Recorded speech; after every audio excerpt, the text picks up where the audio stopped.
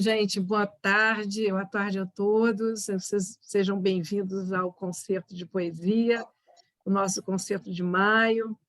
É um concerto muito especial, porque traz para nós assim uma das poetas mais representativas da lírica contemporânea da poesia brasileira.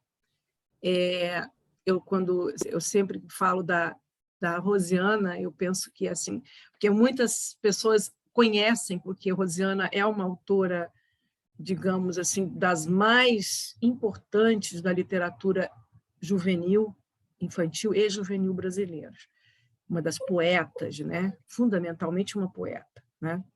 E as pessoas costumam se referir sempre a ela no sentido da literatura feita para crianças, mas ela nasce, né, fundamentalmente uma poeta em todos os sentidos e tem uma obra para adultos que precisa sempre ser mais divulgada, eu acho. Sempre, até porque ela nessa área ela publica pouco, embora ela divulgue muita coisa. Acho que em livro, a Rosiana está nos devendo até a obra completa. Eu acho que ela não acredita em obras completas, eu também não. Eu acho que não tem que ter obra completa. Mas eu fico pensando que podia juntar em livro, né?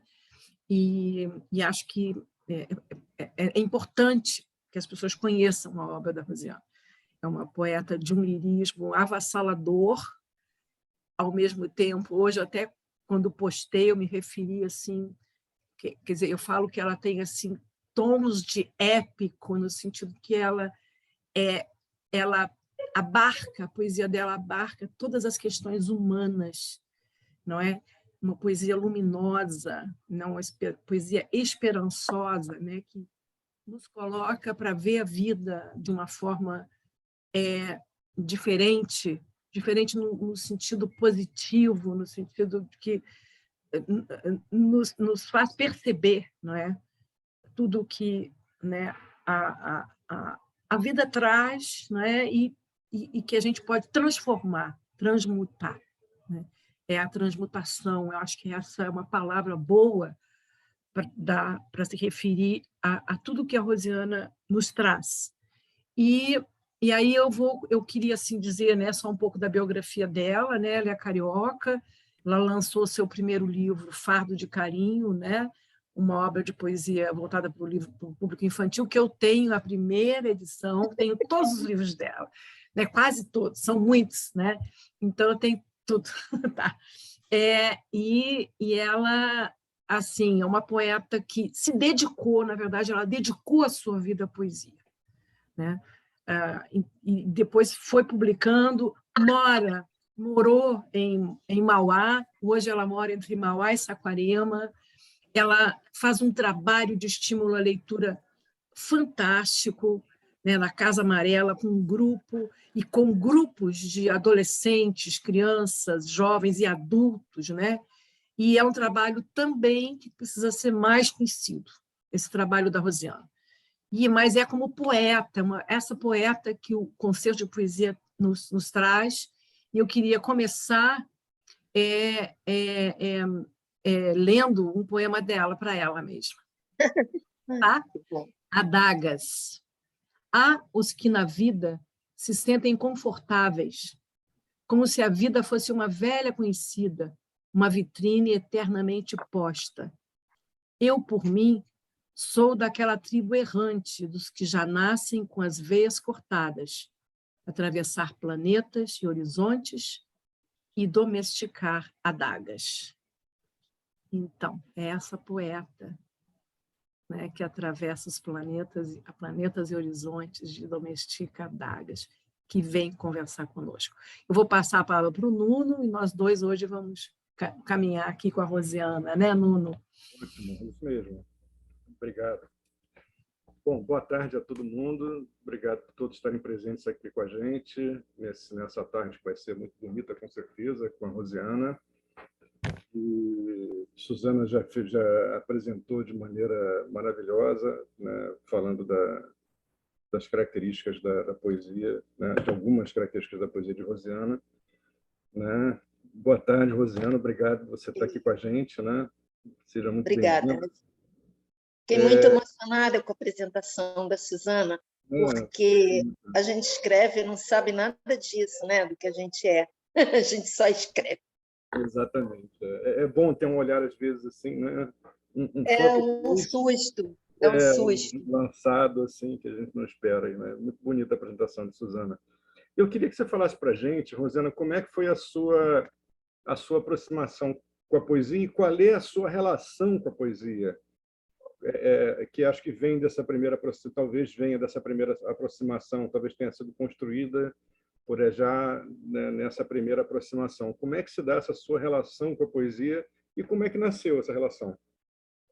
Bom, na minha infância a gente tinha muito pouca poesia publicada, né? Eu sou da década de 50, nasci em 50, né? Então, naquela época não se publicava literatura infantil como agora, nem pensar, né? A gente tinha muito pouca coisa. Mas eu fiz uma aula de declamação uma vez e me apaixonei. Eu aprendi a declamar, a criança ama isso, né? E eu posso dizer que foi a primeira aproximação. Depois, no ginásio, assim, com 11, 12 anos, a minha professora de português me deu um livro do Vinícius e eu fui tomando contato. Quando eu fiz Aliança Francesa, um poeta fez uma magia comigo e ele nem é tão conhecido. Ele chama Supervielle. E ele é um poeta uruguaio-francês, mas a poesia dele, ela mexeu tanto comigo porque ela coloca tudo no céu. Ela leva tudo, até as casas, a rua dele. Ele vai colocando tudo no céu e, de alguma maneira, faz um link com Chagall, e aquilo me deixou meio maluca de felicidade, de alegria. E depois, quando eu fui lendo Bandeira, Cecília, e quando eu li o poema Sujo, eu enlouqueci tanto. Eu andava pela casa lendo alto de novo, de novo, de novo. E aí eu achei assim que o poema Sujo me dava licença para eu escrever do jeito que eu quisesse. E eu comecei a escrever. Eu não escrevia para criança quando eu comecei a escrever para criança, mas eu escrevia, os meus primeiros poemas eram horrorosos, mas eu escrevia para mim. Eram pesados e não tinha ainda minha respiração de poeta, né? Mas aí o meu filho, que hoje tem 52 anos, 53, sei lá, eu não sei muito matemática, eu conto versos, não conto números de idade, né? Aí o meu filho queria ler, então eu achava que não era para ele. De brincadeira, eu comecei a escrever para ele. E aí eu publiquei o Fardo de Carinho numa série de coincidências felizes. Quase ninguém publicava poesia para criança naquela época. Mas o Fardo de Carinho ainda é super Cecília Meirelles no Isto ou Aquilo. Mas aos poucos eu fui achando a minha voz, né? E eu tenho uma obra bastante vasta para criança, para jovens, e realmente para adulto é outro mercado, é muito difícil. Não tenho acesso, como que eu vou publicar? Então, é difícil, e algumas coisas que eu escrevo para adulto, como um mercado muito específico, o mercado, as editoras jogam no ensino médio, que já são adultos, já têm 18 anos, 17, 18 anos. É um adolescente semi-adulto, né? Então, ele pode ler minha poesia de adulto perfeitamente. E aí, pronto. Assim, de alguma maneira, escoa a minha poesia, né? Eu também tenho e-books gratuitos que eu publico no meu site, de adultos, de criança, de tudo que é jeito, e dá um caminho para essa poesia que não é para criança, mas eu não sei distinguir muito bem jovem e adulto e velho. Para mim é tudo igual. Às vezes eu sou jovem, às vezes eu tenho 200 anos. É assim que a gente é, né? Não sei como que você sente, mas eu sinto que o número é só um carimbo. Às vezes eu estou velhíssima, às vezes eu estou adolescente. Então, essa poesia, ela vai por aí. Ela vai para os meus e-books, porque é muito difícil publicar. E também você fica carimbada. Eu sou carimbada como poeta para crianças e jovens. Então, eu não sei chegar numa editora e publicar. Como que eu faço? É isso. Fale 3 poemas para a gente, então, Rosiana. Então, chegou um livro novo meu, acabou de chegar, chama Rotas de Fuga. E esse livro, ele, ainda bem, ele entrou no edital do governo federal e vai entrar no ensino médio, né? E eu escrevi durante a pandemia, naquele primeiro aprisionamento, pavor, medo que a gente estava quando começou a pandemia, né? E eu fui escrevendo e, coincidentemente, um editor me pediu algum trabalho que ele pudesse colocar num edital de ensino médio para dali a 2 anos, sei lá. E aí eu falei, eu estou escrevendo alguma coisa, você quer ver o que eu já tenho? Aí eu mandei, sei lá, uns 3 poemas, e ele fez um livro belíssimo. Eu estou pasma, porque, geralmente, nesse mercado, eles colocam a poesia em outro lugar, assim. Então o papel não é bonito, às vezes a ilustração eu detesto, às vezes dá certo. Mas esse é tão bonito, o trabalho gráfico. Eu vou ler, então, 3 poemas. Prisão.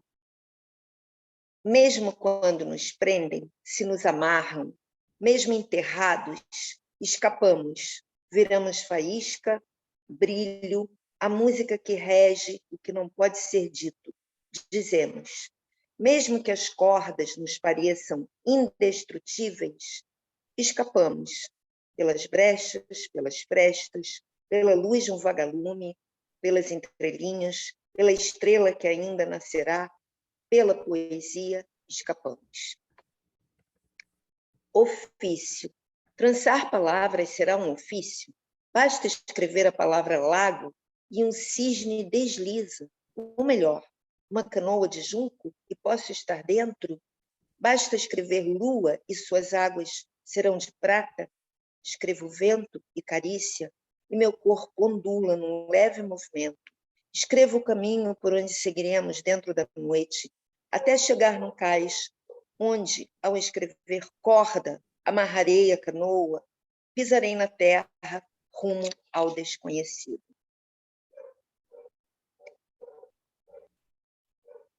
Muros, vozes do passado nos falam de uma torre tão alta que chegaria ao céu.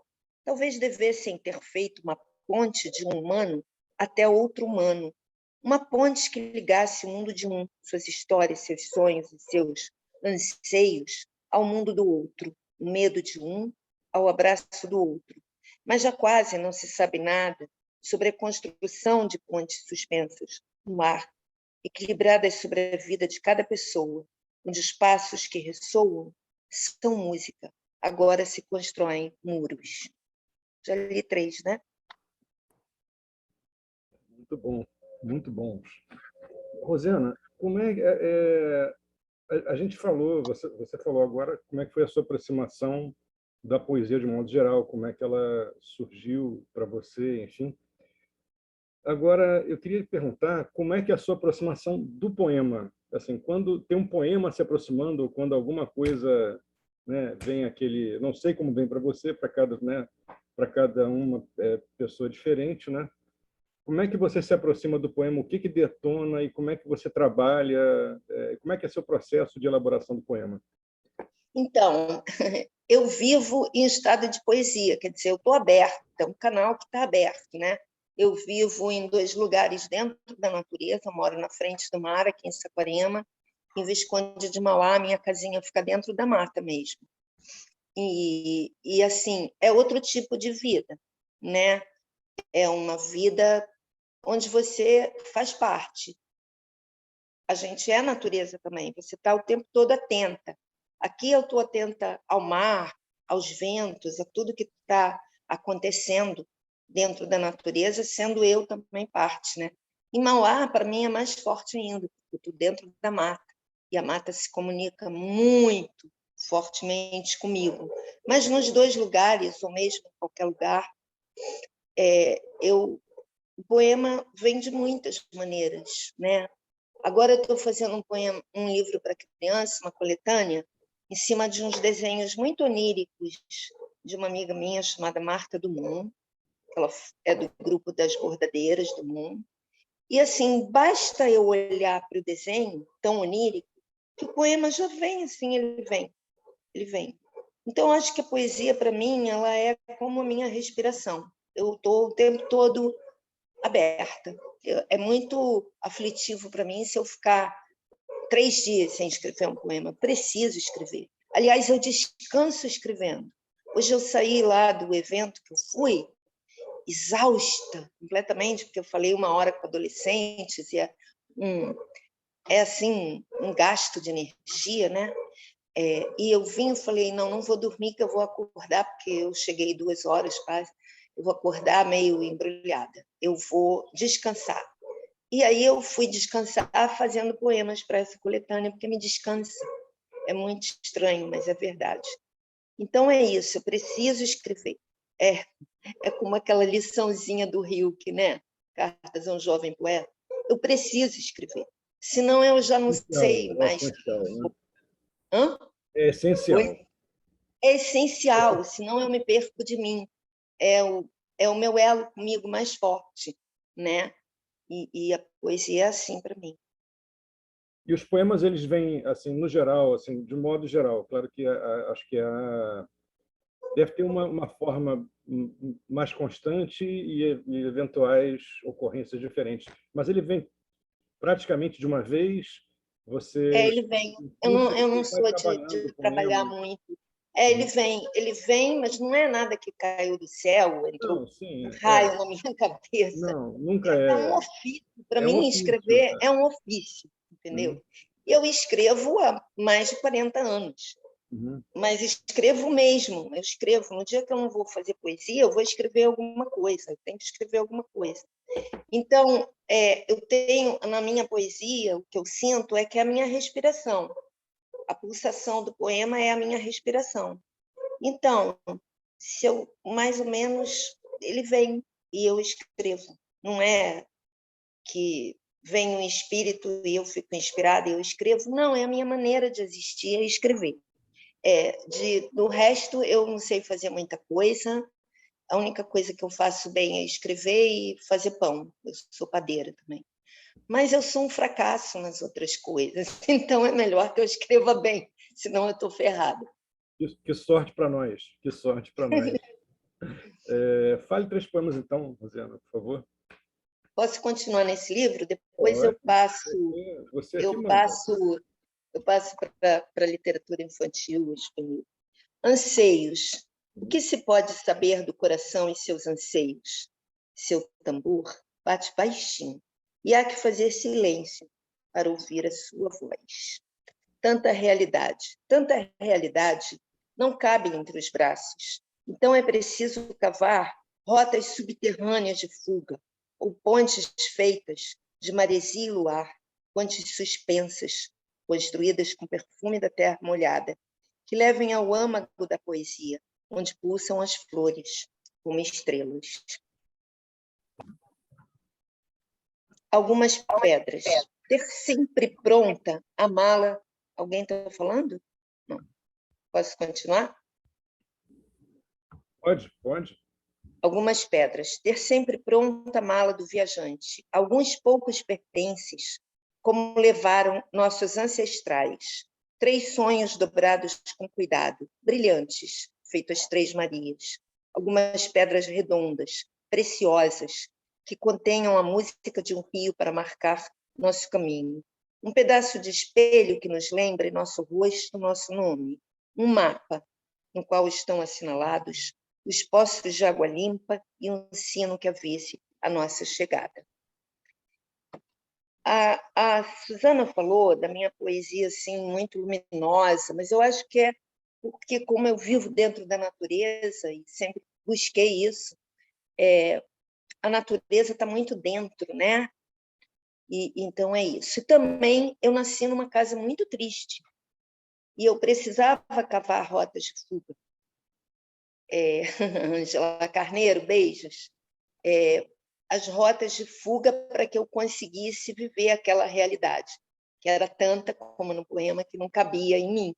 Meus pais vieram da Polônia em épocas separadas, né? Eram judeus. A Polônia era muito católica, um catolicismo cheio de ranço, né? Então, para eles, os judeus mataram Cristo e nós éramos assassinos de Cristo, né? Assassinos de Deus. É um peso muito grande. Então, já nos anos 20, meu avô foi assassinado na frente do meu pai porque era judeu. Porque, de vez em quando, matar um judeu era divertido, né? E aí eles vieram. E a minha casa, como eu nasci na década de 50, lembra que a guerra tinha acabado há 5 anos, né?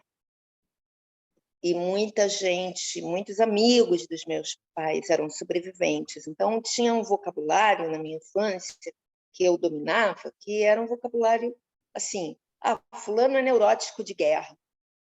Aquele fulano ali, ele foi capo no campo. Uma vez eu encontrei uma mulher na boutique da minha mãe, linda, jovem ainda, devia ter, sei lá, uns 30, 40 anos, e ela tinha um número tatuado no braço. E eu ouvi minha mãe dizer para alguém que ela escapou porque ela era muito bonita. E isso a gente sabe o que quer dizer. Então, a minha infância, eu tinha uma grande amiga, uma das minhas melhores amigas. Eu dormia na casa dela e o pai dela tinha pesadelos terríveis porque ele era sobrevivente de campo. Então, a minha infância foi povoada com a sombra da guerra, com pessoas que viveram a guerra. Quando um imigrante sai do seu lugar, que ele não sai por aventura, ele sai por alguma coisa muito triste, né? Ou ele está fugindo de pobreza, de guerra, de perseguição. Então, assim, eu tenho uma coisa tão monumental com o imigrante, eu fico tão mexida. E eu me sinto, eu não pratico nada religioso, nada, absolutamente nada. Para mim, a religião que existe é a bondade, a empatia, você ter um olhar para o outro, né? O outro também é você. E então eu não vou à sinagoga, eu não festejo nada. Eu tenho na memória assim as festas da infância, com os cheiros da casa da minha avó, das comidas. Mas o judaísmo ele tem um lado muito bonito. Meu pai era comunista, tem uma coisa social assim, e isso ficou para mim muito marcado. E hoje, com a minha idade, 71 anos, eu me sinto pertencente a um povo que foi sempre perseguido.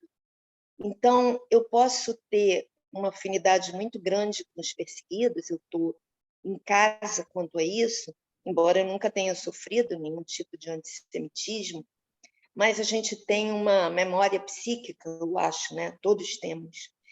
E eu posso buscar essa luz na minha poesia, porque é preciso buscar essa luz, senão a gente não vive, né? Se a gente não tiver esperança, o mundo está tão tenebroso, não é só o Brasil que está tenebroso, é o mundo que está tenebroso. Então, a minha poesia vai nessa direção, de buscar uma rota de fuga. Tanta realidade não cabe na gente. Então, a gente precisa de poesia e de arte. Nessa rota de fuga, e fale 3 poemas para a gente, Rosiana. Eu já tinha falado todos. Não, agora outros 3, eu vou vir e mexe, eu vou te pedir mais 3 poemas aqui. Tá ótimo. Porque muito feliz. Você acabou prosseguindo a prosa e eu disse, bom, então agora antes de fazer a pergunta, eu vou pedir mais 3 poemas. Que bom, ótimo. Viajantes em Luz Douradas. Eu só quero falar uma coisa antes de falar o poema. Quando eu estou feliz, eu fico tagarela. Olha Que quem ótimo. Adorei. Viajantes em Luz Dourada. No vendaval dos desejos, separar os que nos ajudam a dançar, os que nascem no poço das águas da alegria, os que, como barcos, nos conduzirão como viajantes em luz dourada. Eu tenho muita dificuldade para botar título, então, quando eu faço minhas coletâneas, eu faço tudo sem título. Aí o editor vai e pede, não tem título, aí eu vou botando os títulos. Dentro do crepúsculo, a noite já se delineia, e dentro da noite podemos colher braçadas de constelações, trazer o cosmo até o fundo dos ossos, e dentro do escuro o esboço da manhã já se delineia. A fina pele da luz trará as dádivas do dia.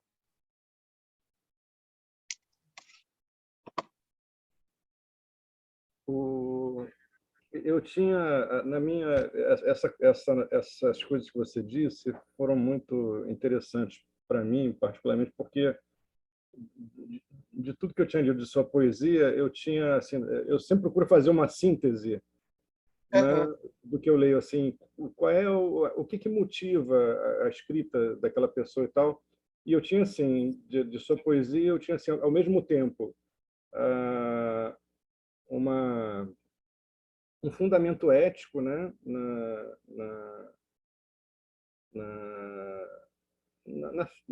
na feitura de cada poema e um reposicionamento do olhar, né? E esse reposicionamento do olhar eu entendo agora que é essa busca que você tem de imersão na natureza, né? De estar entre as coisas, né? De ser mais um ser entre os seres ali, que é uma mudança de perspectiva, né?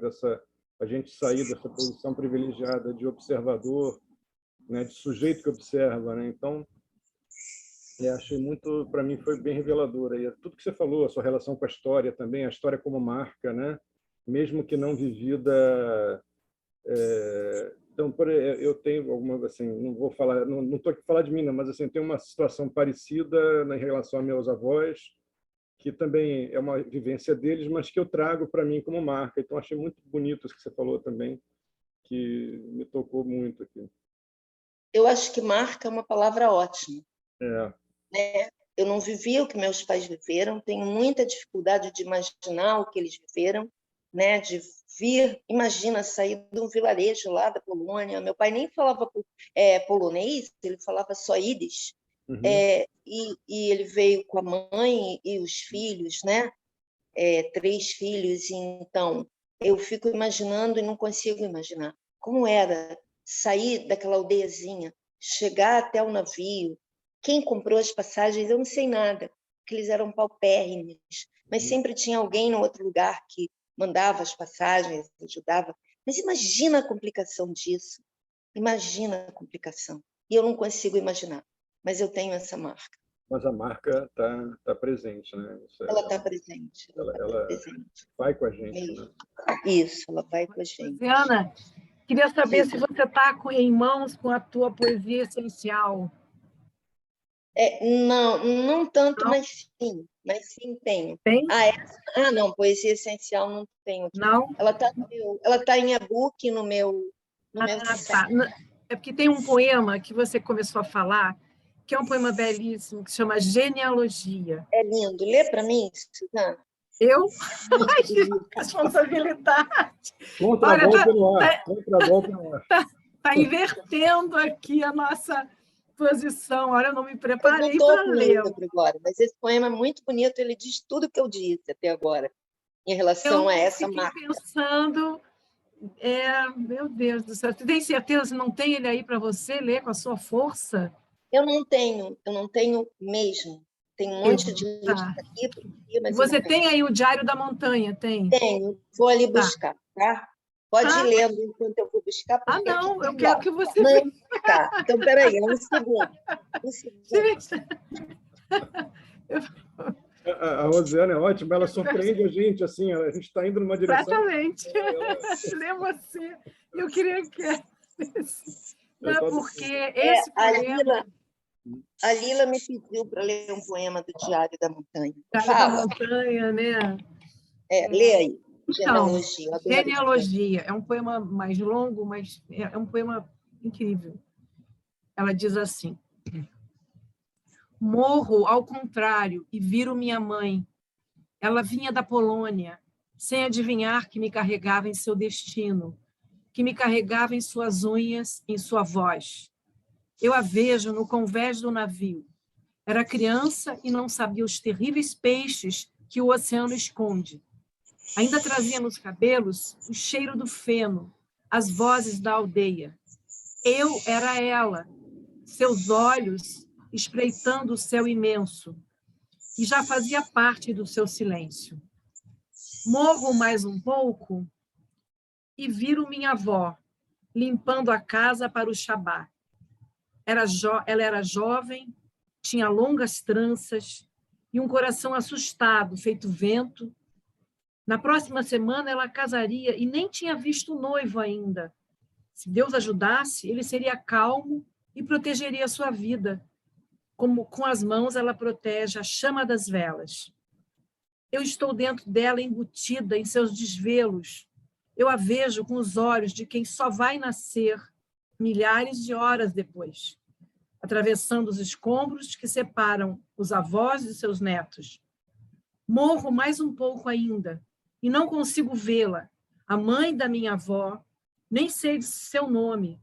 Ela é uma sombra tão longe e quando fala não consigo escutar, embora me esforce tanto que me doem os ossos. Eu já estava escrita na trilha dos seus olhos tristes? É bom esse poema. Bem bom esse É poema. maravilhoso. A Lila me pediu um poema da página... ela me deu a página e eu acertei. Chama Raiz.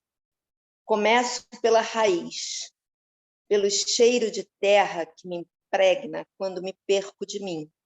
Como voz longínqua que mostrasse o caminho, é a terra que me recolhe, semente perdida, e paciente me traz de volta ao centro. Outra vez reconheço meu nome, o que minha mãe sussurrou no dia em que nasci. Começo pela terra, seu cheiro claro escuro, de vida, morte, vida. Agora eu vou ler um poema para criança. Está nesse livro aqui, Pera, Uva ou Maçã, que era uma brincadeira da nossa infância, né, Suzana? Então, vamos... eu perdi a página, está aqui. Esconde, esconde. Me escondo atrás da porta, atrás do armário, no fundo do poço, dentro do espelho, na curva do rio, no meio do vento, dentro de mim. Então, deixa eu ver. Peão. Um peão se equilibra na palma da mão, no chão, na calçada, e alado vai rodando por cima dos telhados, gira entre as nuvens cada vez mais alto, até que num salto alcança a lua e rola até o seu lado oculto. Faz a curva o peão e ruma para Saturno, tropeça nos anéis, dá 3 cambalhotas, se pendura numa estrela cadente e, sem graça, volta para a palma da mão. Então, esse livro foi uma encomenda, Pera, Uva ou Maçã, e esse livro daqui, que chama Receitas de Olhar, numa maluquice da editora FTD, foi retirado do catálogo. Esse livro é assim, muito amado, ele é muito simples, é uma ideia muito simples, que são receitas de olhar a vida, né? Então, vou ler uma receita. Receita de desamarrar os nós. Desamarre os nós do sapato. Depois, desamarre os pés. Desamarre os laços inúteis, os nós do que não serve mais. Desamarre o barco do cais, os nós das janelas. E então, deixe que o vento. E aí aconteceu uma coisa muito interessante, né? Porque a gente tem que lidar com o editor, né? E a editora cismou que o poema não estava acabado, né? Mas tem que dar um final, mas tem que dar um final. E a gente tem que lidar com essas coisas, né? Eu falei, não, mas eu tenho final. Ela falou, não, então eu vou botar reticências. Tá bom, bota reticências. Eu acho que sempre menosprezam o leitor, né, mais jovem. E isso daí é horrível, né? O leitor, criança ou jovem, eles não podem ser menosprezados. São os leitores que estão com a invenção mais em alta. Nossa, né? assim, o que é onírico para eles é o feijão com arroz de todo dia. Eles têm uma capacidade de entrar no onírico que é uma maravilha. Mas a escola está toda errada, e depois a gente tinha que fazer uma live só sobre isso. Hoje os adolescentes ficaram maravilhados, porque eu perguntei para eles, alguém escuta vocês na escola? Vocês conseguem falar do que vocês sentem, do que vocês são? Quem consegue, levanta o dedo. Ninguém. Ninguém. Aí eu falei, professores, acordem. Adolescente precisa de escuta, precisa falar. E a escola é um caso muito sério. E essa falta de escuta, ela se cristaliza e vai a vida fora, né? Cristaliza. Nas Você instituições vai, todas, no você trabalho. vai, é isso Né? horrível, porque você vai perdendo a tua capacidade de sonhar, imaginar e realmente buscar outros espaços, não é? Outras dimensões. Ainda mais hoje, que o jovem está tão dentro desses jogos violentos, e tudo isso, tudo que a gente está vendo, jovens se cortando, isso tudo, o jovem tão angustiado, porque na minha época a gente tinha uma profusão de utopias, era uma maravilha. Depois a gente teve a ditadura, mas a gente acreditava que a ditadura ia acabar e tinha um propósito, tinham muitas utopias, né? Todas falharam. Acabou. Não, Acabou. acabou. A gente Os vive... jovens não têm utopia. Os jovens não, hoje Eles não não têm. têm. Então, você tem que, na escola, criar um ambiente onde eles possam reinventar utopias, que nenhuma pessoa consegue viver tão estritamente uma realidade asfixiante, sufocante. E essa rota de fuga ela passa pela literatura, não tem outra. Não tem outra. Vai passar por onde? Né? Pela arte, pela literatura. E Onde eu a acho que não há nada imaginação mais... está ali.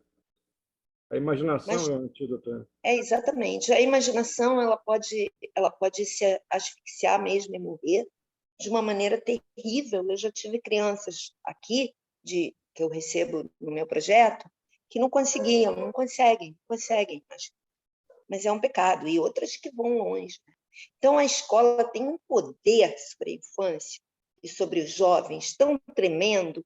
Eu acho que a escola não tem consciência desse poder que ela tem, não aproveita esse poder que ela tem. Ela tem que aproveitar. Aquele é um espaço, a escola pública, onde as crianças precisam, as crianças ainda mais pobres nesse país, elas precisam ter uma força descomunal, porque a meritocracia não existe. Então, elas têm que ter como um vulcão e aquilo tem que ser cultivado através de utopias, imaginação, essa força, né? Bom, eu escrevi um livro quando eu fui avó, que se chama Colo de Avó. Foi muito legal, porque as vovós, que essa ilustradora que eu amo, ela criou, deixa eu ver se dá para ver, elas são vovós velhinhas, mas maluquinhas, todas de cabelinho branco, todas velhinhas, maluquinhas. Olha só, são uma delícia, Elizabeth Teixeira, que ilustrou. E aí eu fiz esse livro, dei para os meus netos, né? Foi muito legal fazer esse livro, foi divertidíssimo, porque são avós assim, né? Interessantíssimos. E aí eu falei para o meu neto, faz tempo, esse livro é de 2015. Eu perguntei para o meu neto, Luiz, com qual vovó eu me pareço? Nenhuma, vovó. Você não é velhinha assim como essas vovós. Você é tão nova, vovó. Muito legal. Então, eu vou ler o poema do título, que chama Colo de Avó. Tem avó que é diferente. Nada de cachorro, gato, cavalo, doente. Galinha de estimação é o que a avó carrega, feito mapa do tesouro, para lá e para cá. Parecem duas dançarinas. E para quem conta os seus segredos, fala do tempo, do que vai colher, do que vai plantar. A galinha concorda, có, discorda, có, có. Às vezes dorme, às vezes acorda, e muitas vezes esquece que a avó não é galinha. Apesar de tão quentinha, a avó é gente. Uma delícia, né? Galinha de estimação. Aí, às vezes, você se esbarra com algumas coisas assim engraçadas.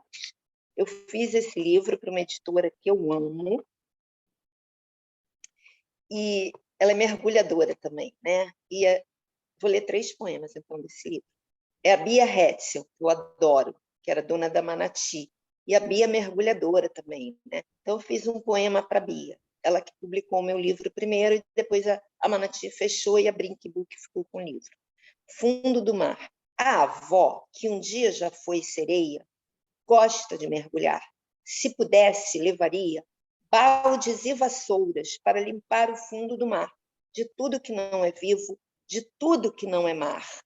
Amiga de golfinhos e baleias, de cavalos marinhos e estrelas, quando volta do fundo do mar, a avó fica meio estranha por uns dias. Anda como se flutuasse. E, em vez de falar, borbulha. E aí a Bia falou assim para mim, Rosiana, quando o livro estava pronto, está faltando um livro, um poema nesse livro, das avós que já morreram, uma criança que não tem avó. Aí ela me deu essa tarefa de falar sobre isso, né? Mas eu acho que a avó não morre, né? Minha avó, eu tenho ela muito guardadinha, porque ela foi preciosa na minha vida. A avó é uma coisa maravilhosa, porque não tem nenhuma obrigação, a única é estragar os netos. Segredo. O segredo da avó que vai embora, que se muda para o céu, para a estrela mais brilhante, é que ela fabrica sonhos. Quando morava na terra, fazia sonhos no fogão, fritos ou assados. Mas nas estrelas não existe cozinha. Então a avó, sozinha, fabrica para seus netos os sonhos mais belos, feitos com pó do universo, que parece purpurina.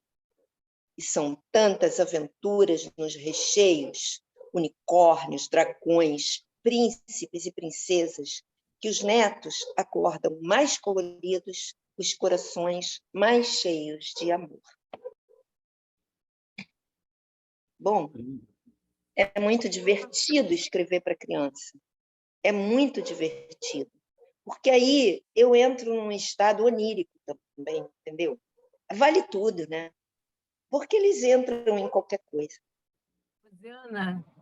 Rosiana, eu tenho uma pergunta para fazer para você, né? Você, primeiro, uma coisa que as pessoas têm que ter essa consciência, porque você diz que vai escrevendo, escreve o tempo todo, né?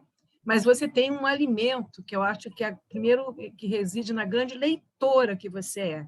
Assim, Queria que você falasse das suas leituras, das primeiras leituras, daquilo que impulsionou toda essa percepção, né, da própria forma do poema, né? Que não é só poesia que você lê tudo, de tudo. Né? Eu leio bastante, mas sem nenhuma organização, não me importo com o que está na moda. Agora eu estou lendo um livro da Simone de Beauvoir, da Simone Signoret, que é uma grande atriz, né, do passado. Ela escreveu um livro que é uma entrevista contando toda a vida dela. Eu já tinha lido um livro dela e amado, e agora estou lendo esse. Então, assim, de vez em quando cai um livro, assim, estou lendo a trilogia do Gorky também, que me acalma saber dos tempos muito piores que já existiram. Tenho lido muito sobre tempos piores para me consolar. Então, quando eu era criança, tinha pouca literatura infantil, né? Como eu já lembrei aqui. Mas minha avó tinha, dentro de uma cristaleira, ela tinha um tesouro, que era o tesouro da juventude. E aí eu ia para a casa dela para ler os contos de fadas, era a única coisa que me interessava. Depois eu ganhei alguns livros, né? Meu irmão me deu um livro inesquecível, que infelizmente eu não sei o nome, que era um livro de aventuras que se passava na pré-história. Então, o que aconteceu quando eu li esse livro da pré-história, que eu me apaixonei pela pré-história para todo sempre. Era tão interessante o livro, tão bonito. Depois, eu tinha uma amiga que tinha também dentro de casa, num armário, ela tinha toda a coleção do Sítio do Pica-Pau Amarelo, que eu li inteira, inclusive os livros chatíssimos, Emília no País da Gramática, alguma coisa assim.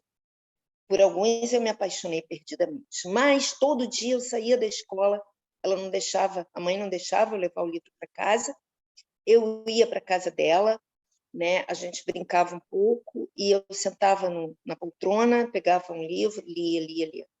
Quando eu acabava os livros que eu mais gostava, eu lia tudo de novo, Trabalho de Hércules, amei Viagem ao Céu. Naquela época eu não reparava nada que o Monteiro Lobato era racista, não tinha a menor condição de reparar. Eu amava a tia Anastácia, que fazia bolinhos para São Jorge na lua, era divino, aqueles bolinhos, né? Então, eu cresci criança e teve um livro que me marcou muito, muito, muito, muito, que eu esqueci o nome da autora. Eu sempre pesquiso, mas eu esqueço. Chamava A Fada Menina, e era um buraco numa árvore, e a menina entrava no buraco e saía no País das Fadas, ela era a rainha das fadas, e as bonecas que ela maltratava iam lá fazer queixa a ela da dona, mas que não sabiam que a dona era fada. Eu não sei se era o buraco na árvore que me fascinava, imagino que sim, que era essa situação de passar de uma realidade para outra. Então, eu tive a sensação que eu passei a minha infância no sítio do Pica-Pau Amarelo.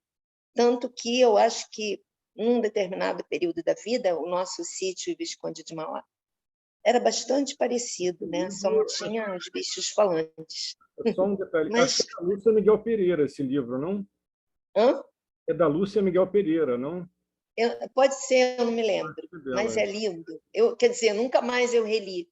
Nem quero reler, porque eu acho que aquele livro que você leu na infância, ele tem uma magia que é como a marca que você falou, que é bom não perder. É ótimo não perder. Deixa ele lá na minha memória, né? E aí eu fui lendo tudo. Quando eu fiz Aliança Francesa, eu fiz 9 anos, eu lia sem parar, porque eu tinha uma biblioteca ali à minha disposição, né, na Maison, e foi maravilhoso ler em francês aqueles anos todos. Tanto que eu tenho um vocabulário em francês que nem eu acredito, porque fica na gente aquilo tudo, né? Quando eu estava assim no 3º ano, eu acho, eu perguntei para minha professora o que eu podia ler, e ela falou tudo, basta você ter um dicionário. E aí me indicou um autor que não é considerado um autor de primeira, embora ele seja da academia, chama Henri Troyat. E eu amei, porque eram aventuras e era muito interessante. Na verdade, eu acho que esses anos todos de vida eu passei dentro dos livros. Eu vou lendo caoticamente, sem nenhuma... Eu não tenho também uma grande biblioteca, porque quando eu encho tudo, eu dou tudo. Eu pego metade, tem uns que eu não consigo me separar. Desde a adolescência eles ficam lá e eu não consigo, é muito engraçado, são fetiches. Mas eu pego, sim, um monte de livro, né? Eu tenho o meu clube de leitura também, né? Fala sobre ele também. Depois eu quero que você fale sobre esse trabalho. Esse é um belo trabalho, porque ele já tem 12 anos, então o que a gente já leu nesses 12 anos, ainda bem que eu escrevo sempre alguma coisa e está lá no meu site para não perder, porque eu não guardo nada, não presto a menor atenção nessa. Eu vou vivendo, não me preocupo. Sou muito desorganizada quanto a isso, né? Então, o clube de leitura, a gente lê um livro e a gente não parou na pandemia nem uma vez. De 2 em 2 meses a gente lê um livro, né? E a gente leu coisas simplesmente maravilhosas. E aí, às vezes, eu levo um livro, tipo Torturado, que estava sendo super discutido, mas às vezes eu leio um livro que é um achado, que ninguém conhece, que veio parar na minha mão, né? A gente lê um livro de um escritor israelense, deixa eu ver se eu lembro o nome dele. Bom, a memória nessa cidade prega umas peças mesmo, né? Eu não vou lembrar agora, mas era um livro tão maravilhoso, tão impressionante, de um autor israelense que não é o Amos Oz, que a gente já leu vários livros dele, porque eu amo, né? Era um livro tão interessante, que as pessoas ficaram pasmas.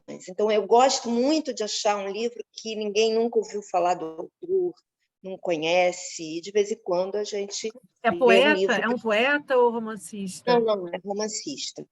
De Tá. poeta, a gente... Até dessa vez eu me esqueci disso. Quando a gente fazia, antes da pandemia, todos os anos, cada encontro a gente lia um poeta. levavam um poema desse poeta para ler. Lembra, Suzana? Digamos que eu seja uma membro honorário do clube. Eu, é? volta e meia, vou até o clube, vou para Saquarema, vou para Mauá, atrás deles. Você fez com a gente 100 anos de solidão lá em Mauá, né? E a gente leu Borges também. Poemas do Borges, né?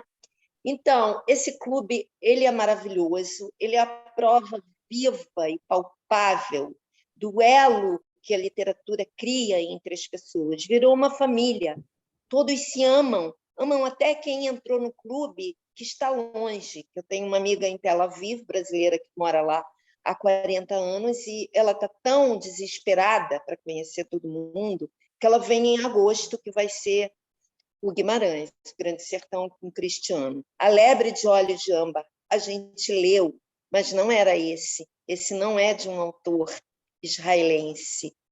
Era... eu vou perguntar para alguém do clube e depois eu conto para a Suzana e ela conta para vocês. Agora, você fala depois também sobre o trabalho com as escolas também, que você faz em casa. Tá. Para fechar esse clube, eu sempre brinco com eles que eles vêm para o meu clube muito interessados no que eu ofereço. Eu ofereço um almoço maravilhoso, feito no fogão de lenha, com vinho, pão que eu faço.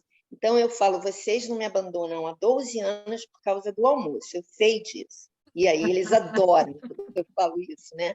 E aí eu adoro tudo. Eu acordo de madrugada, faço pão e fico muito tempo pensando o que eu vou fazer, a Wanda me ajuda. Meus caseiros amam esse encontro. O meu caseiro senta e escuta tudo, né? Ele não pode ler os livros, ele estudou até o 2º ano, né? E uma coisa muito interessante para mim, curiosa, eu fico perplexa porque não encontro a resposta.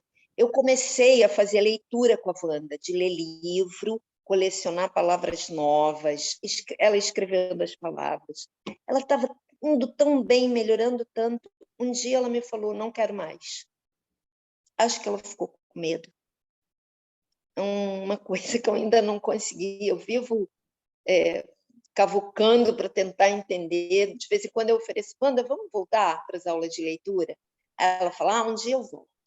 As escolas eu agora vou recomeçar. Dia 2 de junho eu vou receber professores do CIEP aqui de Saquarema, vou fazer um trabalho com uma professora que é a diretora pedagógica da escola e que é do clube de leitura, a Bruna, e a gente vai trabalhar com os adolescentes, que ela me narrou como eles voltaram depois da pandemia, é uma tragédia de angústia, de desconhecimento de si, né? Uma coisa pavorosa. Então, a gente vai trabalhar, mas ela falou, eu quero que a gente comece com os professores, porque quando você esbarra em professores não leitores, aí é terrível, né, Suzana? E isso existe. Ana, eu queria te dizer que você tem na plateia uma pessoa que fez uma resenha belíssima, que é o Elias Fajardo. Aí ele fez para mim uma resenha. Tá? Do Diário da Montanha. Vou dizer para vocês, o Diário da Montanha é um livro que vocês podem encontrar, editado pela Manati. Não mais? Não. É um talvez em algum sebo, é lindo. Tá? Que é uma maravilha. Assim. Mas eu tava... minha casinha, a casa de Mauá, né? Mas falo. Não, eu queria te dizer isso, assim, que eu lembrei agora que eu vi ele ali e lembrei que o Elias Fajardo fez uma resenha, né? Muito bonita sobre o seu livro, né? Então, Suzana, a gente tem pouco tempo, né? Fecha às 4? Sim. Eu posso não, 4h30. 4h30. Ah, tá. E agora, daqui a pouco, abre para os leitores também. Eu queria fechar os poemas falando do Caixinha de Música. Eu adoraria que ele fosse reeditado. Ele tem um fã-clube, mas não consigo reeditar. A Manati fechou, né? E esse livro, se for encontrado, é em algum sebo.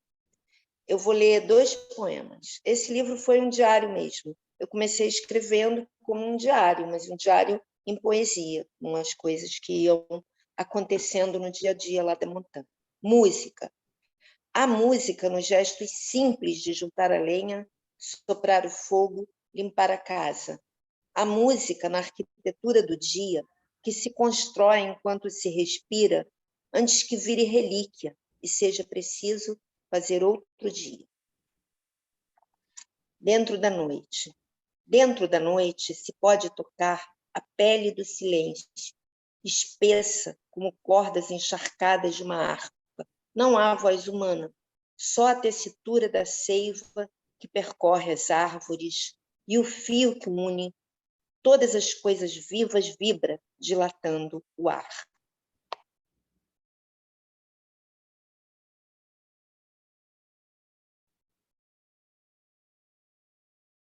Suzana, está mudo. Suzana, Está mudo, está mudo. Agora estão ouvindo? Agora sim. Sim, sim.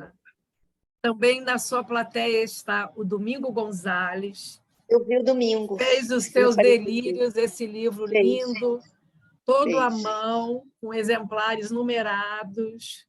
É uma gracinha. Está aqui ele, né, nosso querido poeta também, mas, ao mesmo tempo, um fazedor de livros, no sentido melhor do termo. É um livro muito bonito. Assim, querendo ver as pessoas que estão aqui à volta e que vieram. Ângela Carneiro pergunta: esse livro escrito na pandemia, o nome já está à venda ou é só para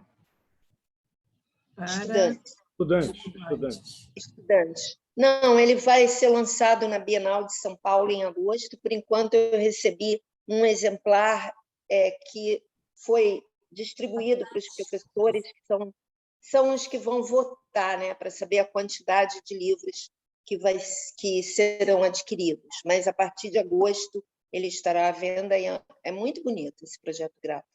Fiquei muito feliz.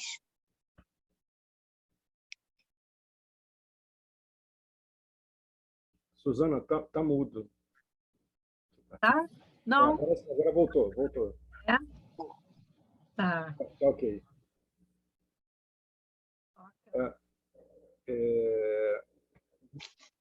Rosiana, queria voltar um pouquinho lá atrás. Sim. Você, que é uma curiosidade minha, né? Nessa poesia infantil, infanto-juvenil, de meu entendimento, você foi desbravadora, assim, no sentido de que não tinha uma tradição, né? E você foi desbravando essa tradição, então você tirou isso de si mesma, assim, da cartola, digamos assim, né? Do seu esforço, né? Do seu pensamento. Agora, na poesia não infanto-juvenil, eu tenho curiosidade de saber quem são aquelas... porque a Suzana já falou isso, mas assim, eu queria voltar para a poesia, que era uma coisa que eu tinha aqui engatilhada. Na poesia, quais são as suas leituras? Quem são os poetas ou as poetas, as poetas, que você, assim, que são para você aquelas poetas que a gente sempre volta, né? Tem aqueles poetas... que sempre volta. Eu acho, por exemplo, Borges, um dos maiores poetas que eu já li, eu amo, de paixão perdida. Estou sempre relendo um livrinho pequenininho, assim, como ele é maravilhoso, como ele consegue fazer uma poesia tão límpida, tão cristalina, e tão que te dá um susto, assim, né? Eu gosto muito do Goulart. Eu gosto dos poetas brasileiros, mas não tenho nenhuma intimidade com poetas americanos, não tenho mesmo. Então, eu fico sempre voltando para os brasileiros, de sempre, né? Gostei muito de aquela poeta argentina que se matou. Como é o nome dela? Tem um nome, acho que um nome polonês ou judaico no final, esqueci. Deu um branco. Sarnik. Alejandra Pizarnik. Isso. Alejandra Pizarnik. Exatamente, ela é excelente, mas os meus poetas são de sempre. Goulart, Bandeira, Quintana, e esses são os de todo dia, e Borges são os de sempre, que são os minhas referências. E nesse fla-flu entre Drummond e Cabral, você fica com quem? Os dois são maravilhosos, né? Eu amo o Drummond. E o Cabral é maravilhoso. O Drummond é maravilhoso. Eu fico com os dois. Flá e Flu. Flá e Flu. Não tem Fla-Flu, né? Não tem. O Drummond é grande demais, não sei como eu não falei dele. Sou apaixonada pelo Boitempo, assim, demais da conta. Fico relendo. É lindo, lindo. Maravilhoso. A Mara Sena postou um poema inédito. Você quer falar, Mara, o poema para a gente? Não, é que hoje... Fala! Boa tarde, Rosiana. É que hoje, por coincidência, né? Eu sou sua amiga lá no Face. E por coincidência, hoje o Face traz aquelas lembranças, né? E hoje ele trouxe um poema seu de 2018. Só que aqui eu fui publicar aqui agora, mudou um pouquinho, né? A forma do poema aí. Mas é tão lindo, tão lindo. Eu não sei se ele entrou no livro, se está nesse livro Rota de Fuga. Acho que não, né? Porque o livro foi escrito durante a pandemia, né? Esse aqui é de 2018. Aí eu achei tão lindo e foi uma coincidência, assim, justamente no dia que você está apresentando, aí eu coloquei aqui, porque eu acho lindo demais. Adoro seus poemas. E é engraçado que eu conheci você não como autora infanto-juvenil, eu conheci como poeta, assim, poemas adultos, né? É engraçado, porque foi o contrário para mim. Lê o poema para mim. Lê o poema para mim. Ai, não sei se eu vou... Espero que eu consiga ler direito aqui. Peraí. Deixa eu ler ele aqui na minha página mesmo, que eu acho que fica mais fácil. Se nada sei, se mal consigo fazer contas de dividir e somar, se para fazer um poema preciso inventar uma arquitetura dos sentimentos, e às vezes tenho que usar meus próprios desmoronamentos, ruínas, pedras que rolaram até o fundo dos meus abismos. Às vezes é preciso expor a própria voz a todas as intempéries, abrindo e fechando as mãos para que as palavras não fujam. Ou desenhar linhas imaginárias, a rede de segurança entre um verso e outro, se por acaso, em algum momento, tropeçar em algumas sombras, em algum jarro de flores gastas, em meus mortos. Rosiana, É lindo, mas eu não sei onde está, nem sei se está publicado. Eu vou escrevendo, vou jogando na rede. Eu sou muito desorganizada, eu tinha que ter um anjo da guarda para fazer algum tipo de organização para mim. Esse poema é lindo, mas eu não faço nem ideia de onde está já. Ele me é familiar, mas eu não sei. A gente que ganha o presente, né? Porque você publica aqui e a gente fica feliz. Obrigada. Obrigada a você, que lindo. Pergunta. O Lages fez uma pergunta, né? Literatura para a infância tem a marca insubstituível da ternura. O que faz a poetisa imprimir aos sentidos esse sentimento de ternura que nos toma pelo braço em sua poesia? Eu não sei. Ele pergunta o que eu faço? O que eu faço? O que leva você, o que faz para imprimir aos sentidos esse sentimento de ternura que nos toma pelo braço em sua poesia? Não faço a menor ideia.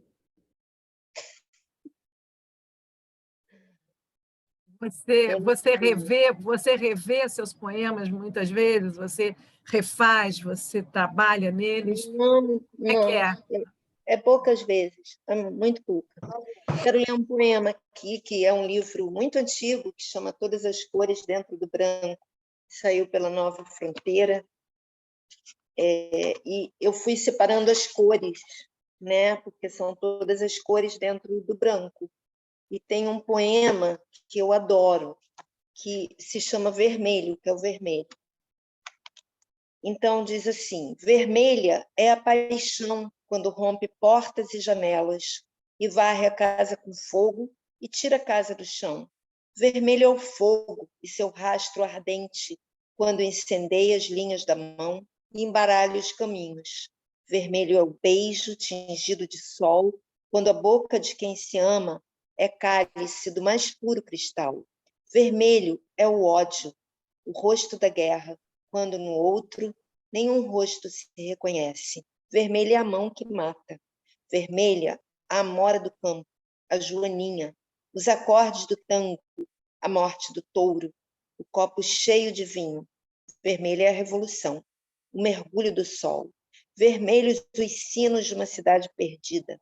O nascimento é vermelho, vermelha é a vida. E aí eu tenho a ilustração de uma pintora maravilhosa que eu amo. Vai sair um livro com ela. Ela chama Edneuza Bezerril.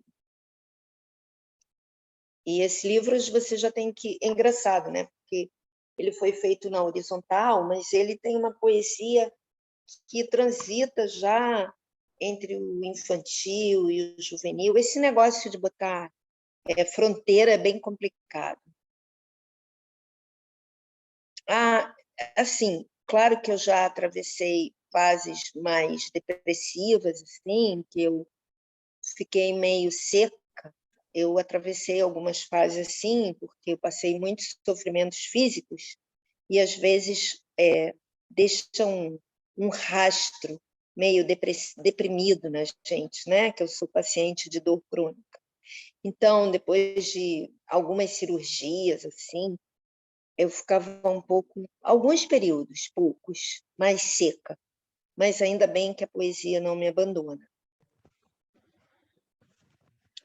E eu acho que a poesia não abandonar a gente também é um ofício. De repente, você está um pouco seca, mas tem água lá no fundo do poço, você tem que pegar.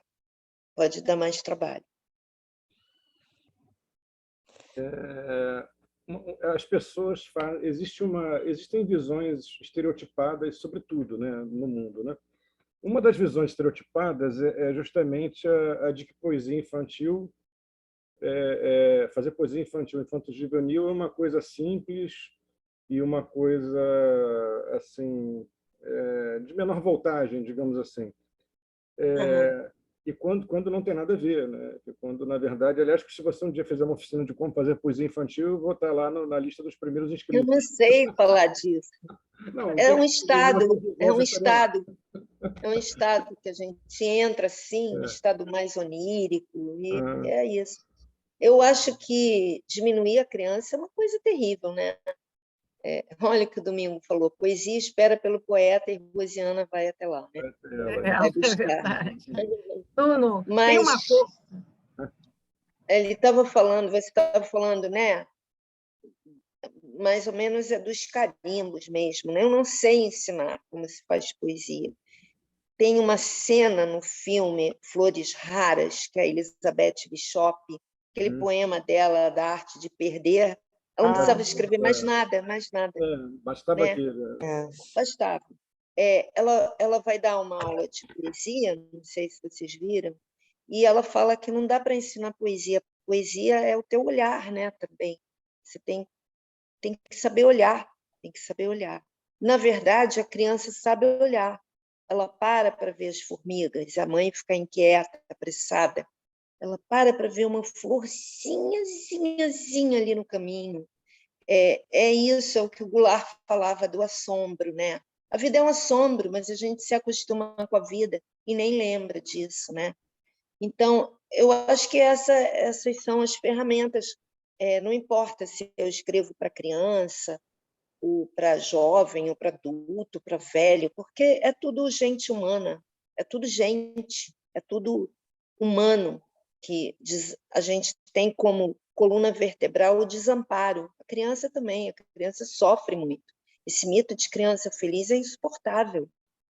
Eu vejo o sofrimento da minha neta de 8 anos. Ela tem altos sofrimentos. Então, inventaram que a criança é feliz. Claro que eu adoraria visitar a minha casa da infância, com meus pais vivos, todo mundo, os irmãos, já perdi um irmão, ele vivo. Mas, na verdade, eu sofri muito nessa época. E muitas crianças sofrem mesmo quando elas têm tudo. Porque o desamparo que a gente sente por ser mortal, por ter medo, né? Ele percorre a infância também. Então, assim, eu nunca fiz a minha poesia para a infância preocupada com nada. Eu não leio nem os poetas que escrevem para criança. Eu faço a minha poesia, que é poesia. Posso, num dia, estar escrevendo no mesmo dia uma coletânea para criança e uma outra coletânea para adulto. Isso daí não quer dizer nada, só, digamos, para o músico seria o tom. Qual é o tom? Claro que eu não vou falar das minhas angústias para ela, mas eu vou falar também de medos e angústias para ela, de uma outra maneira. Mas sobre essa questão do tom, aí eu queria perguntar uma coisa também, Rosiana, que eu fiquei muito curioso. Tem alguns poemas seus, como esse, e um exemplo claríssimo é esse que a Mara trouxe, que é poemas, vamos fazer assim, no carimbo, né? No carimbo é poema para adulto, né? Claro. Que uma marca assim distintiva do poema, para mim, é a sintaxe. A sua sintaxe, ela tem algo que se a gente já que você falou em Borges, né, vamos traz algo do labirinto. Ela não é uma sintaxe direta. Você vai, né, a gente tem que ir percorrendo um labirinto. Os versos vão traçando labirintos que a gente vai percorrendo por conta dessa sintaxe, que é uma sintaxe sutil, né, que vai trazendo sutilezas ao poema. Nos poemas para crianças, isso por uma questão por uma questão dessa aproximação mais direta, que é muito mais difícil, volto a dizer, não simplifica, porque essa simplicidade é muito mais complexa de chegar nela e dizer a mesma coisa, isso não pode acontecer, né? Como é que você, nesse teu estado de mudança, você fala, pô, esse é o estado, né? O escrever para criança é um estado, como se fosse um estado de espírito em que eu sintonizo de uma determinada maneira. Como é que acontece isso? Essa sintaxe, ela vem, porque essa questão da eu justifico minha pergunta, porque a questão da sintaxe para mim nos poemas é sempre uma coisa que eu presto muita atenção e que me captura muito quando eu vejo poetas que têm essa elaboração da sintaxe, né? Como é que você se relaciona com isso? Essa é a pergunta. Como é que essa sua transa com a sintaxe nesses poemas não para crianças? Ou para crianças da minha Não para idade? crianças. Ou para crianças da minha idade? Não, os para crianças da minha idade. Para nós, né? Eu não sei explicar. Eu Não, vou escrevendo, é a minha respiração. E também eu não noto que tenha tanta diferença para a criança, a sintaxe. Olha, vou ler um poema para criança. Uhum.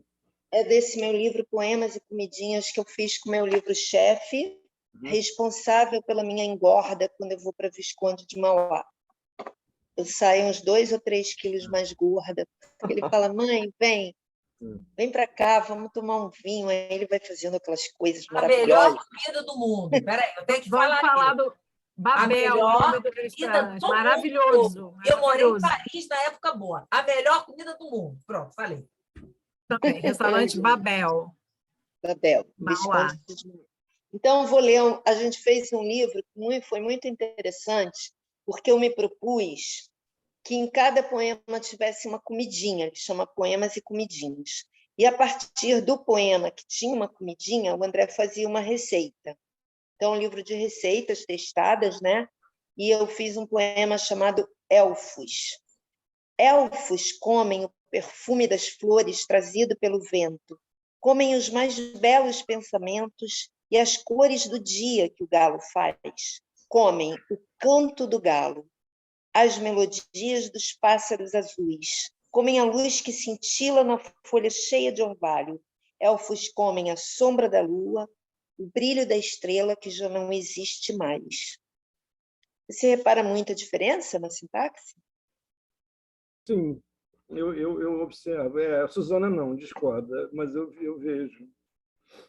Eu não sei te dizer como eu faço. Você sabe que eu falei. Não é essa diferença brutal, é uma diferença sutil. Uhum. Se eu fosse assim, decupar o poema, né, alguns poemas, né, eu ia dizer, olha, isso aqui, a gente não tem tempo para isso. Se eu tivesse não sei fazer isso. Eu não sei fazer isso. A diferença é essa. Eu não sei fazer isso. Eu vou escrevendo, eu não sei sobre a construção, eu não sei te dizer. É isso. É uma questão de meio uma respiração, né, Rosiana? A respiração. Que é muito parecida, né? Que é muito parecida no que o Nuno chama de sintaxe do poema, né? Por a exemplo, inspiração. esse do Delírios que abre, ó, por exemplo, feito um guepardo que voasse na savana inalcançável, em seu frágil instante de mistério e beleza, equilibrado em nosso olhar, delírio fugidio, assim o outro e suas sombras. É lindo esse poema. Né? É um pensamento que ela né, Vai indo. e Vai indo. alguns estão mais afins com o universo infantil, digamos. É Então, isso, tocam isso. mais, né, esse universo infantil. Eu não vejo tanta diferença também, não.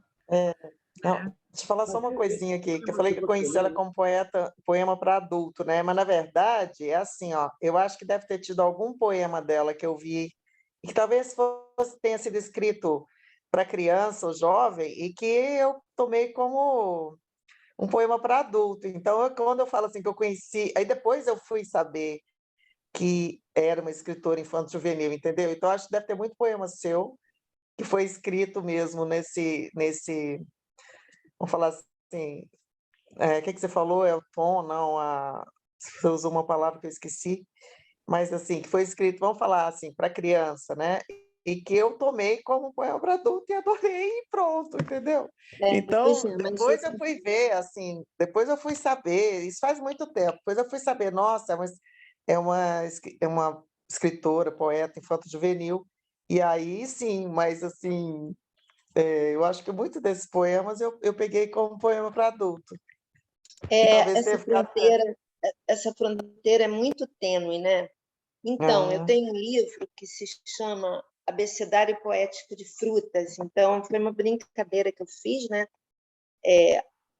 Hoje, lá com os adolescentes, eu levei esse livro e falei para eles que todo mundo gritasse uma fruta que começasse com A. Aí eles, aquela gritaria que não dava para entender quais as frutas que saíam dali, né? Eram adolescentes de sexto ou nono, né? Acho que era de oitavo e nono ano.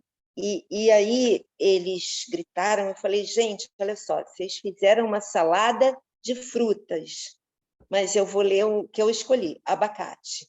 Antes da fruta vem a sombra, e o abacateiro abraça o dia com seus braços longos.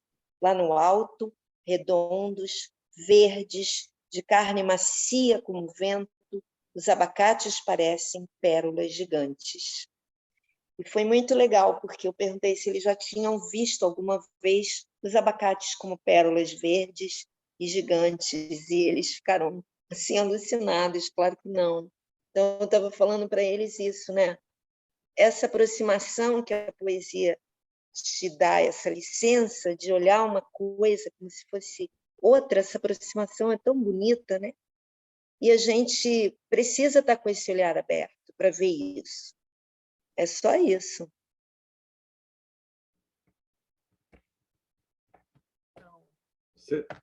Suzana, está fechado o microfone. Não está, não. Tá? Não, parecia, desculpe. Você vai falar? Vai Não, falar? eu ia pedir para a Rosiana falar mais Mais poemas. Estamos nos últimos minutinhos. Os últimos. Os últimos. Possibilidades. No quarto entre paredes, sentimos a areia imaginada, a areia dos desertos. Nas mãos, no corpo, é áspera e queima, mas subitamente, com sede de água, com sede da voz amada, um oásis nos chama e mergulhamos em seus verdes, em suas possibilidades, e as paredes se esvaem. Está no Rota de Fuga. Vamos ver. Às vezes, sombra e luz, às vezes o espelho me mostra... eu já li esse poema, será? Não sei, não tenho certeza. Acho que não. Não? Sombra e luz, às vezes o espelho me mostra o que não quero ver. Quem do outro lado me diz esse rosto, esses olhos que me olham de longe com estranhamento? Mas às vezes vejo a sombra e a luz que me desenham, os fios que me amarram, e então me reconheço. Ele lembra um poema do Drummond, né? Que ele está se olhando no espelho com tanto estranhamento, né? Não tem nada a ver com o poema do Drummond, mas a temática, né? Lembra pelo avesso também a Cecília Meirelles, né? Se olhando, Ah, né? isso. Trilhas. Há que saber escapar pelas trilhas do outono, por suas cores adamascadas, como se de terra e ar. A qualquer hora o caminho se abre, feito fruta no ponto. Não há cercas nem fronteiras, apenas um vento que canta e diz: vá, ouse, sonhe. Dons. Escreveria à mão, em um caderno inventado, os dons que importam. O amor grande e miúdo de todo dia, que é casa e colo, é ninho, aconchego. Esse é o dom matriz, de onde nascem todos os outros, que então escreverei. Me perguntaram da ternura, né? Eu não estou com poesia essencial. Me pediram um poema pelas ruas. Não estou com ele. Você está com Pássaros do Absurdo? Não. Você quer ler algum? Depois, lê mais um aí para gente. Eu quero ouvir você. Ternura. Me falaram da ternura, né? A ternura desabrocha em terra fértil, feito flor em silêncio. Ilumina cada pessoa que se ama, perto ou distante. Se derrama em seu nome, feito chuva de mel. Onde ela nasce? Em nosso coração. Viu, Suzana? Eu te amo, muita ternura. Obrigada por ter me chamado. Nosso caso vem de muito longe, da década de 80. Muito longe. Né? Nossa, muito longe. É 80. 80.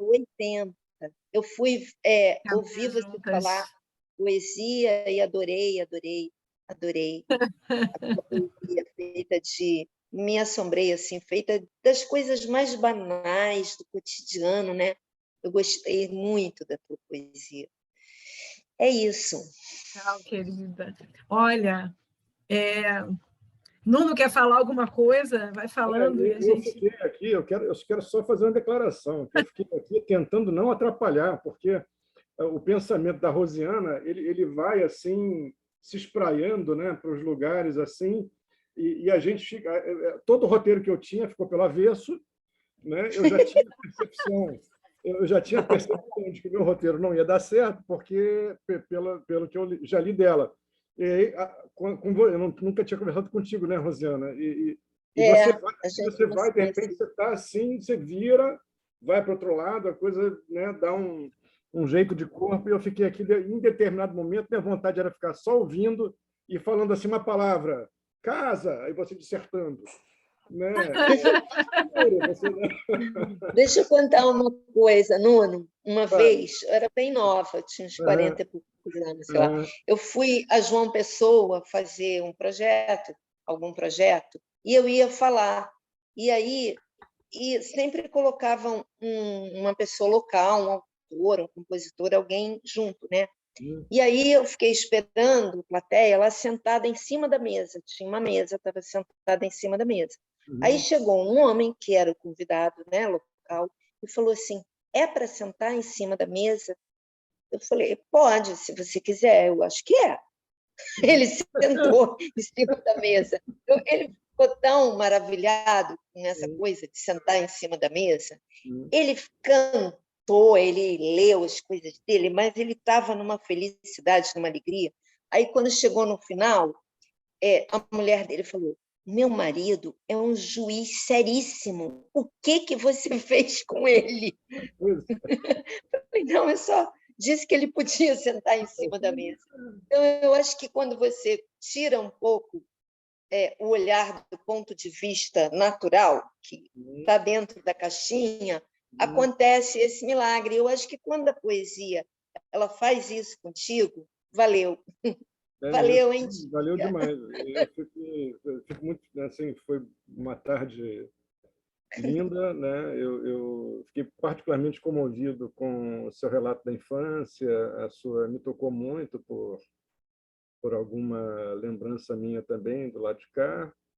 E gostei muito de ficar aqui ouvindo e pensando sobre sua poesia em tempo real. Obrigado, Rosiana. Nossa, não sei nem o que dizer. Muito comovida. Muito obrigada mesmo. Obrigado. E Muito passo para a obrigada. Suzana fazer aí as considerações O finais. Elias quer falar. Não, O pois Elias... eu ia dizer isso. O Elias quer falar. Fala, Elias. Ah, Não, tem a está sem mãozinha. som, está sem Microfone, som. mas abre o microfone. Abre o microfone, Elias. Aí, Elias, eu não vi a mãozinha.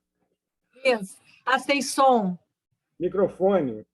Microfone, ó. Abriu. Abriu.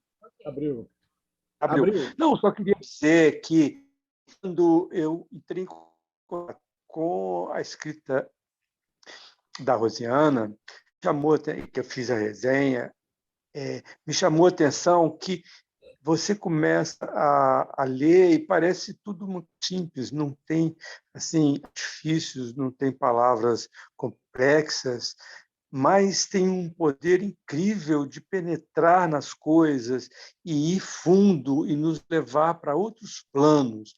Então, e isso se confirma hoje. Ela faz poesia que nos leva a outros planos mais criativos, mais impactantes, mais interessantes do que o cotidiano, às vezes ruim, que a gente vive. Então, queria só agradecer a Rosiana por esse tão maravilhoso. Valeu. Eu Pronto. que te agradeço, Elias. Nossa, que honra. Valeu. Tchau. Legal. Tchau. Tchau. Comigo escreveu assim: a poesia da Rosiana paira na sintaxe das coisas ocultas, desapercebidas, e tendo luz, elas se apresentam nas palavras. Leio assim seus versos, tá? E para encerrar, e vou ler para ela então um poema. Vamos sair com ela, né? Eu queria que ela lesse, mas ela está sem o livro. De um livro que é muito bom. Olha, é o seguinte, mesmo que ela diga que não, os livros não são encontráveis, eu acho que na estante virtual Esse livro hoje não existe. tudo Não se existe. encontra. Esse Poesia livro essencial.